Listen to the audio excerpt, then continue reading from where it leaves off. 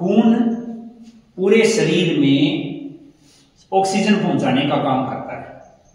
पूरे शरीर में ऑक्सीजन पहुंचाया, ऑक्सीजन बनी, ऑक्सीजन का दहन हुआ, ऑक्सीजन का ऊर्जा के रूप में उपयोग हुआ और ऑक्सीजन बन गई अब कार्बन डाइऑक्साइड। कार्बन डाइऑक्साइड को वापस लेके पूरे शरीर से रक्त वाहिकाएं महाशिरा के माध्यम से, यानी कि पूरे शरीर से अशुद्ध रक्त यानी कार्बन डाइऑक्साइड वाला रक्त महाशिराओं के द्वारा दाएं आलिंद में आता है। अब अशुद्ध रक्त जमा हो गया दाएं आलिंद में। अब दाएं आलिंद में जमा अशुद्ध रक्त पहुंच जाता है दाएं नीले में। यहां दोनों में अब अशुद्ध रक्त है, यहां अशुद्ध रक्त आया, यहां नीले में आया और पंप हुआ। पंप होके यहां से अशुद्ध रक्त पंप होके ये देखिए यहां से ये फुफ्फुसीय धमनी के माध्यम से सीधा फेफड़ों तक जाता है। दोनों फेफड़ों तक ये अशुद्ध रक्त जाएगा। फेफड़े इसको वापस शुद्ध करेंगे, हम सांस ले रहे हैं, ऑक्सीजन रक्त में भरेंगे और फुफ्फुसीय शिरा से ये रक्त बाएं आलिंद में आता है। एक बार फिर से, जो कार्बन डाइऑक्साइड वाला अशुद्ध रक्त है वो महाशिरा से पहुंचता है दाएं आलिंद में। अब ये अशुद्ध रक्त पहुंचा दाएं नीले में। आलिंद यानी आना, अशुद्ध रक्त का आना, और नीले निकालना। अशुद्ध रक्त को निकाल दिया फुफ्फुसीय धमनी से, फुफ्फुसीय धमनी से फेफड़ों तक। फेफड़ों ने शुद्ध रक्त को भेजा फुफ्फुसीय शिरा से बाएं आलिंद में, और बाएं आलिंद से शुद्ध रक्त आया बाएं नीले में, बाएं नीले में जमा हो गया। और जैसे यहां शुद्ध रक्त आता है ये एकदम से पंप करेगा और पंप करके ये शुद्ध रक्त पूरे शरीर में जाएगा महाधमनी के माध्यम से। महाधमनी में एक और ध्यान रखें कि यहां से एक धमनी होती है कोरोनरी धमनी, कोरोनरी धमनी। ये महाधमनी ऊपर वाले हिस्से में, शरीर के ऊपरी हिस्से में, और ये महाधमनी शरीर के निचले हिस्से में रक्त पहुंचाने का काम करती है। परंतु कोरोनरी धमनी शुद्ध रक्त को पहुंचाती है हृदय में, यानी कि हृदय के ऊपर की कोशिकाओं मांसपेशियों में ये रक्त को पहुंचाएगी। और इसी कोरोनरी धमनी में कोलेस्ट्रॉल के कारण, क्लॉट बनने के कारण हार्ट अटैक का खतरा होता है या हार्ट अटैक होता है। ये यानी कि हार्ट अटैक होगा कोरोनरी धमनी में क्लॉट बनने के कारण। कोरोनरी धमनी का काम होता है हृदय तक रक्त पहुंचाना, और महाधमनी जो है वो पूरे शरीर में रक्त पहुंचाएगी शुद्ध रक्त को। ये है हृदय की कार्य प्रणाली। अब इसमें मैंने बताया कि बायां नीले पंप करेगा, दायां नीले भी पंप करता है, तभी तो ये खून फेफड़ों तक जाता है। और बायां नीले पंप इतनी जोर से करेगा कि पूरे शरीर में ये खून जाएगा। तो ये हृदय का सबसे मजबूत भाग होता है। अब ये पंप 1 मिनट में कितनी बार करता है? पहले तो इसको जो मैं भाषा का नाम ले रहा हूं कि ये पंप करता है, पंप करने को बोलेंगे बीट्स, यानी धड़कन। तो बीट्स पर मिनट, बीट्स पर मिनट, यानी कि धड़कन 1 मिनट में, धड़कन प्रति मिनट। जो हार्ट बीट होती है उसको मापा जाता है बीट्स पर मिनट, धड़कन प्रति मिनट, यानी कि बीपीएम में, शॉर्ट फॉर्म बोले तो बीपीएम में। करेक्ट रेंज, नॉर्मल अवस्था में शरीर। तो ये है 72 बीपीएम। और नॉर्मल रेंज क्या है? 60 से 100। यानी कि अगर बीपीएम आपकी 60 से 100 है तो भी नॉर्मल रेंज ही माने। 100 तक कोई खतरा नहीं, 90 तक कोई खतरा नहीं, किसी की 60 आती है तो भी कोई खतरा नहीं, 65 आती है तो कोई खतरा नहीं। 60, 65, 70, 75, 80, 85, 90, 95, 100 ठीक है, कोई दिक्कत नहीं। अगर बुखार होती है तो बीपीएम को मापा जाता है किससे? सबसे पहला साइड क्या है? हाथ से, कलाई से। कलाई में ये दोनों उंगलियां अंगूठे की तरफ वाले के नीचे भाग में, यहां बीच में नहीं, यहां अंगूठे के नीचे इस जगह पे जैसे ही रखेंगे हार्ट बीट को फील करेंगे। ये 72 एकदम परफेक्ट रेंज है, नॉर्मल रेंज है 60 से 100। पता चल रहा है? सभी को चेक करना आता है ना?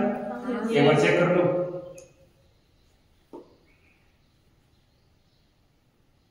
पता लग रहा है बीपीएम का?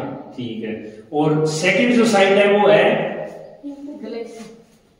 जबड़े में बिल्कुल नीचे गले में, यहां पर, इसके बाद में इस जगह पे, यहां पे जैसे यहां रखेंगे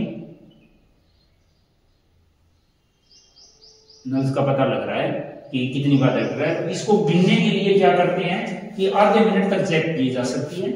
थोड़ी सी नॉर्मल अंदाजा लगभग में पता लग जाता है आधे मिनट में, कारण जैसे कि आधे मिनट में किसी का हुआ 36, तो 36 का डबल कर ले, 1 मिनट में हो गया 72। तो आप इस तरह से काउंट कर सकते हैं। तो काउंट करना आना चाहिए।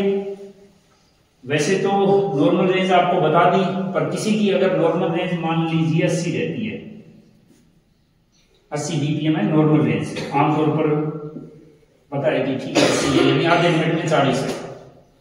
बुखार हो गया, अगर बुखार 1 डिग्री सेल्सियस ज्यादा बढ़ा है, शरीर का तापमान 1 डिग्री सेल्सियस ज्यादा है, तो ऐसी स्थिति के अंदर 10 से लेके 15 बीपीएम बढ़ जाएगी, यानी कि इसकी रेंज जो 80 बीपीएम थी उसकी हो जाएगी 90 से 95 बीपीएम।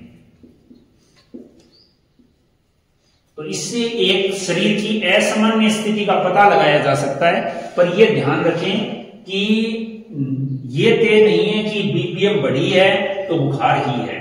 शरीर की असामान्य स्थिति पर कोई पेशेंट आके कहता है कि मेरे तो बुखार है, तो वो हमें एक अंदाजे से देख सकते हैं, परंतु ये ध्यान रखें कि जैसे पेशेंट आता है तो 5 मिनट विश्राम करने के बाद में, रुकने के बाद में फिर बीपीएम चेक करें। हो सकता है पेशेंट बहुत जल्दबाजी में आया हो, घबरा के आया हो, तेज दौड़ के आया हो, तो ऐसी स्थिति में हार्ट बीट बढ़ जाती है। खिलाड़ी जो बहुत ज्यादा खेलों में भाग लेता है, या फिर कोई सिपाही जिसको वर्किंग ज्यादा हो, या खेल में काम करने वाला जिसको जो बहुत ज्यादा काम करता हो, तो ऐसी स्थिति में उनका हृदय थोड़ा मजबूत होता है, वो ज्यादा तेजी से पंप करता है। तो इसलिए उसकी जो नॉर्मल रेंज है वो कितनी होगी? 40 से 60। तो मैं यहाँ पे प्लेयर लिख रहा हूं या वर्किंग, या तो वो प्लेयर है, खिलाड़ी है, या काम करता है, प्लेयर या वर्किंग। ऐसी स्थिति में उसकी नॉर्मल रेंज 40 से 60 भी हो सकती है। पर सामान्य स्थिति में अगर 60 से कम हो रही है तो फिर चेक करने की जरूरत है। सोकर उठेंगे, यानी कि रात को सोते समय बीपीएम कम होगा, तो सोकर उठते ही अगर चेक करेंगे तो हार्ट बीट कम मिलेगी। तो इन चीजों का ध्यान रखना है कि कौन किसकी हार्ट बीट हम किस स्थिति में चेक कर रहे हैं, जांच कर रहे हैं। और 1 मिनट में, जो ये मैंने 1 मिनट की रेंज बताई है, 1 मिनट में 5 से 7 लीटर पंप करता है खून। हृदय 5 से 7 लीटर ब्लड पंप करेगा। और नवजात बच्चे की 120 से 160 हार्ट बीट ज्यादा होगी, 120 से 160 तक होती है। बच्चे का जन्म लेते ही 120 से 160 तक हार्ट बीट होगी। अगर बच्चे की बात की जाए, छोटा बच्चा है उसकी, तो 70 से 120 रेंज रहेगी।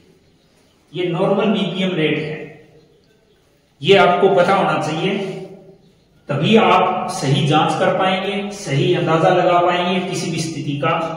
और एक बार फिर रिवाइज करूं,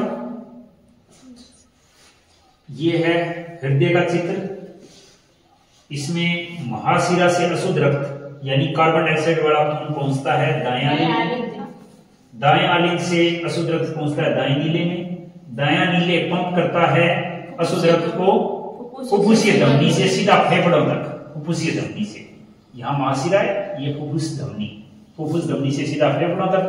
फेफड़े ऑक्सीजन वाला ब्लड यानी कि शुद्ध रक्त को फुफ्फुस शिरा के माध्यम से बाएं आलिंद में भेजते हैं, और बाएं आलिंद से शुद्ध रक्त जाता है बाएं नीले में, और यहां से पंप होगा ब्लड और जाएगा महाधमनी के द्वारा पूरे शरीर में। और महाधमनी में भी एक धमनी होती है कोरोनरी धमनी, जो हृदय तक रक्त को पहुंचाने तो इसमें अगर कोलेस्ट्रॉल के कारण, अधिक कोलेस्ट्रॉल का मतलब इस्तेमाल करने के कारण क्लॉट बन जाते हैं तो हार्ट अटैक का खतरा होता है। अब एक चित्र, जैसे ये थोड़ा सा मुश्किल पड़ता है बना पाना, एक चित्र जो आपका मान लो टेस्ट हो, एग्जाम हो, तो उसमें रफ चित्र फटाफट बना सके, इस हिसाब से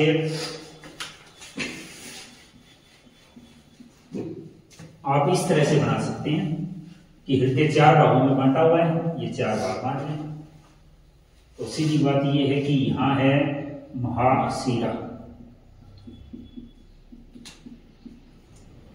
ये महाधमनी। क्यों? खून जो है पंप होकर यहां से निकलेगा तो नीचे नाम लिख दिया अपने महाधमनी। वैसे तो ये ऊपर भी है, वो मैंने पूरा बता दिया, पर ये एग्जाम के हिसाब से फटाफट आपको करना है।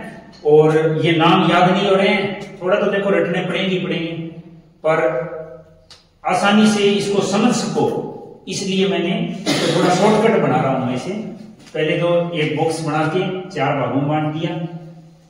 ऊपर महाशिरा, महाशिरा से अशुद्ध खून आया यानी आलिंद,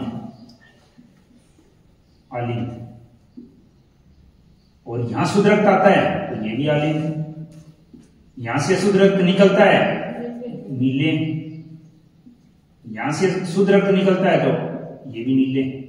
तो ये है दायां, राइट, और ये लेफ्ट हैंड, ये राइट, ये लेफ्ट। मारवाड़ी में क्या बोलते हैं बाएं को? दौड़ो, और ये जीवनो। तो दौड़ो आलिंद, दौड़ो नीले, जीवनो आलिंद, जीवनो नीले। जैसे भी याद करना, याद होना चाहिए, बस पता होना चाहिए दौड़।